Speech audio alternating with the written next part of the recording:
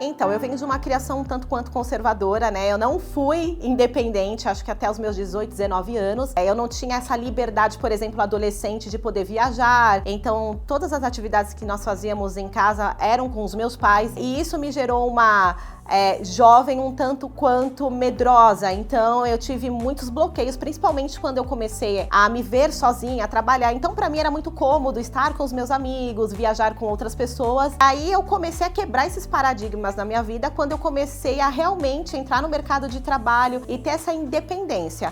Então, a minha independência profissional me gerou a minha independência pessoal. Eu voltei a trabalhar e eu tinha um ano de estabilidade, né? Na estabilidade, eu procurei um hobby, tentei na academia, foi uma coisa que eu não deu muito certo.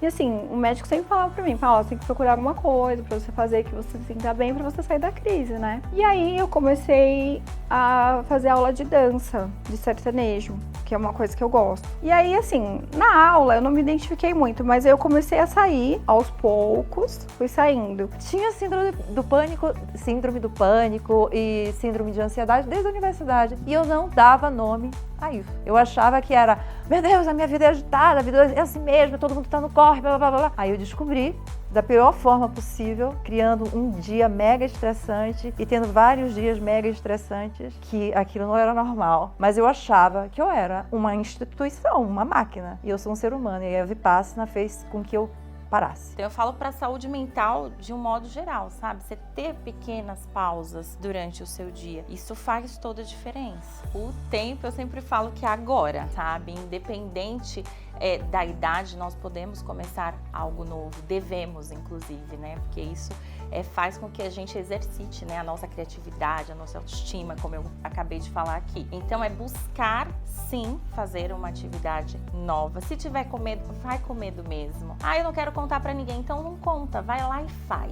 Então, para que eu entendesse cultura, eu precisava sair da minha zona de conforto. E isso se tornou um hobby muito positivo, no qual eu acabei me tornando referência para outras mulheres, principalmente dentro dessa média da minha idade, que tem essa vontade de fazer coisas sozinhas, de sair sozinha, só que tem medo ou não tem aquela coragem por questão da companhia. Eu não conseguia me sentir satisfeita com nada que eu fazia. Ganhava um prêmio atrás do outro. Eu ganhava um prêmio como jornalista aqui, um prêmio nacional de jornalismo, um prêmio nacional como atriz, agora você tem que ter um filho.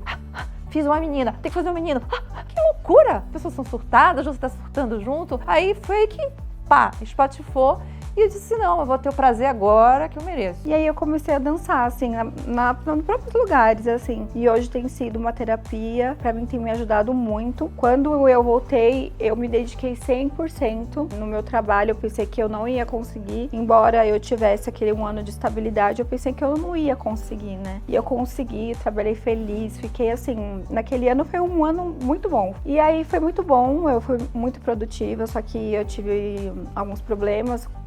Eu tive, assim, problemas de perseguição na empresa, né? Eu fui meio que deixada de lado, mas mesmo assim eu me dediquei, trabalhei feliz, porque eu já estava fazendo um outro tipo de terapia, além do que eu já fazia, né? Que era psiquiatra, terapeuta e a dança. Então, eu comecei a ter contato com outras culturas e com outros povos que eu jamais teria se eu tivesse ficado dentro da minha zona de conforto, trabalho, vida social dentro, né, do meu país e dentro da cidade de São Paulo. Depois disso, né, me tornei a maior mochileira. Esse projeto pessoal, as pessoas viajam comigo pelo meu Instagram, todas as vezes que eu saio, eles têm esse acesso a entrar dentro dos meus stories e compartilhar. Só tô seguindo, já sigo isso há mais ou menos uns 7 anos. Eu fui desligada depois de um ano. Quando eu fui desligada, eu tive um surto, eu tive uma recaída, porque eu não me conformava que eu tinha sido desligada depois de 13 anos. Aquele sonho que eu te falei que virou um pesadelo, né? Porque eu trabalhei sempre certinho. Então, assim, eu fiquei 13 anos. 2 anos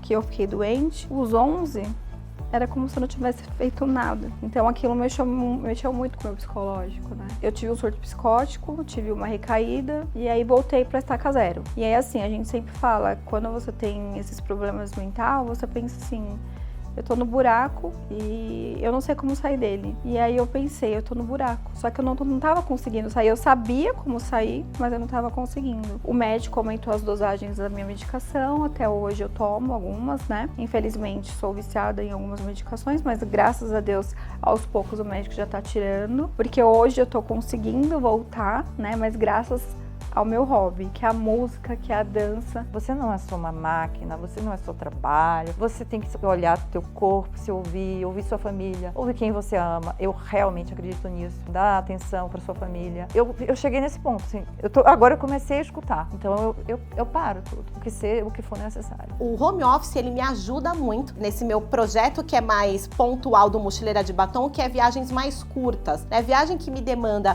mais tempo, que foi a última que eu fiz agora, porque eu queria estudar, então aconteceu nas minhas férias. É por isso que veio o nome Mochileira de Batom, porque eu não consigo ser a mochileira raiz, que largou tudo e foi pelo mundo, ou tá com o notebook, tá trabalhando em vários locais, mas dentro dos meus limites aqui, eu faço isso perfeitamente. Cada ano que passa, não é brincadeira, eu começo a me achar mais bonita. Não é vaidade, meu Deus, que bom poder falar isso de mim mesma. Viva, porque você vai olhando as fotos, você vai dizendo, meu Deus, eu me achava horrível nessa foto. E você tava linda naquela foto. Aí cada vez mais isso vai ficando real. Eu acho assim, que nem muita gente dança pra de repente tá achando que tá lá no baile, né? Mas não, eu danço pra me divertir, é uma coisa que me dá prazer, é o meu momento, assim, sabe? E aí isso me ajudou muito na minha recuperação, na autoestima, eu comecei a me cuidar mais, antes eu não fazia nada no cabelo, e agora eu voltei a me cuidar, né, fisicamente. E é uma coisa, assim, que eu amo, assim, não tem como explicar pra você. Nossa, Paula, mas uma dança? Eu falei, é uma dança. E aí, assim, não é só sertanejo que eu danço, né? E aí agora eu quero entrar dança de salão também, quero fazer outros tipos, né, porque eu me identifiquei muito com isso. E eu tô muito feliz com essa oportunidade de viver, né? Porque quando a gente tá naquele looping, a gente acha que a vida não tem mais graça. Eu me sinto outra pessoa, eu me ressignifiquei, porque quando eu fiz minha primeira viagem sozinha, mesmo, né, levando a mala despachada com as maquiagens que eu não precisei usar, eu entendi o seguinte, que o mundo era enorme, né, e eu ia conhecer outras pessoas e eu não tinha que ter uma questão de performance que eu tenho, por exemplo, dentro do meu país, da minha cidade. Pra mim é um autocuidado que vai além. Depois que eu comecei a sair, que eu comecei a dançar, porque eles falam que libera um hormônio da felicidade, e é verdade, viu? Porque depois disso que eu comecei a me cuidar mais, ver o outro lado da vida. Às vezes as pessoas falam, nossa, uma dança, mas pode influenciar alguma coisa? Pode. Pode, porque eu sou a prova viva disso. Você está se movimentando, você escuta a música, você sente a música. E isso é muito bom. É uma coisa assim, não tem nem como explicar. E aí com isso eu comecei a me cuidar. Eu mudo muito minha aparência. Eu trabalho com mudança de aparência, mas eu gosto muito desse meu natural. E esse meu natural, para chegar nele, também tem um cuidado. Chegar no natural é uma procura ao natural. Engraçado isso, porque você tem que descobrir a sua essência, você tem que descobrir a sua natureza, porque tem um monte de natureza sendo empurrada para você. Então, descobrir a minha natureza foi exatamente fazer um processo de silenciamento para poder me escutar, para poder cuidar de mim.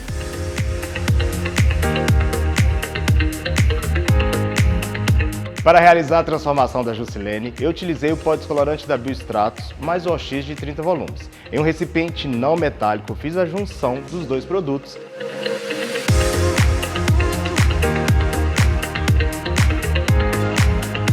E apliquei mecha a mecha, com auxílio de um pincel e do pente.